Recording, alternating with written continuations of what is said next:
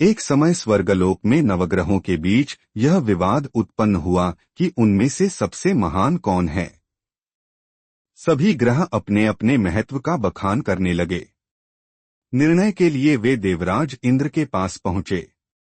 इंद्र ने उन्हें पृथ्वीलोक के राजा विक्रमादित्य के पास जाने का सुझाव दिया। राजा विक्रमादित्य ने सभी नवग्रहों के लिए विभिन्न धातुओं के आसन बनवाए और उन्हें क्रम से बैठाया। शनि देव को सबसे पीछे लोहे के आसन पर स्थान मिला।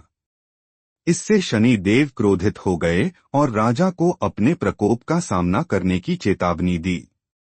कुछ समय बाद शनि देव ने घोड़े के व्यापारी का रूप धारण कर राजा विक्रमादित्य को एक सुंदर घोड़ा भेंट किया।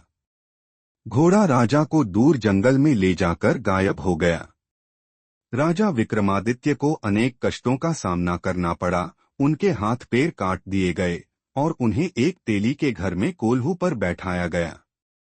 एक दिन राजा विक्रमादित्य मल्हार राग गा रहे थे, जिसे सुनकर नगर की राजकुमारी मोहिनी मोहित हो गईं। उन्होंने राजा से विवाह करने का निश्चय किया और उनके माता पिता को भी इसके लिए राजी कर लिया। विवाह के बाद शनि देव ने राजा को स्वप्न में दर्शन दिए और कहा कि उनका प्रकोप समाप्त हो गया है। उन्होंने राजा को उनके हाथ पैर वापस कर दिए। राजा विक्रमादित्य ने शनि देव से प्रार्थना की कि वे किसी अन्य को ऐसा कष्ट न दें। शनि देव ने वचन दिया कि जो भी शनिवार का व्रत करेगा और यह कथा सुनेगा, उसे उनके प्रकोप से मुक्ति मिलेगी। राजा विक्रमादित्य ने उज्जैनी लौटकर शनि देव की महिमा का प्रचार किया। उन्होंने शनिवार व्रत की विधि और कथा का आयोजन करवाया। तब से यह परंपरा चली आ रही है कि शनिवार को शनि देव का व्रत किया जाता है और उनकी कथा सुनी जाती है।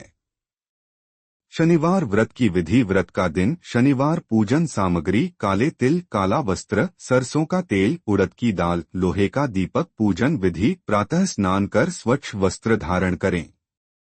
शनि देव की मूर्ति या चित्र के सामने दीपक जलाएं। काले तिल और सरसों के तेल से शनि देव का अभिषेक करें। शनि चालीसा, शनि स्तोत्र या शनिवार व्रत कथा का पाठ करें। काले वस्त्र, काले तिल, लोहे के बर्तन और उड़द की दाल का दान करें। दिन भर व्रत रखें और संध्या के समय शनि देव की आरती करें।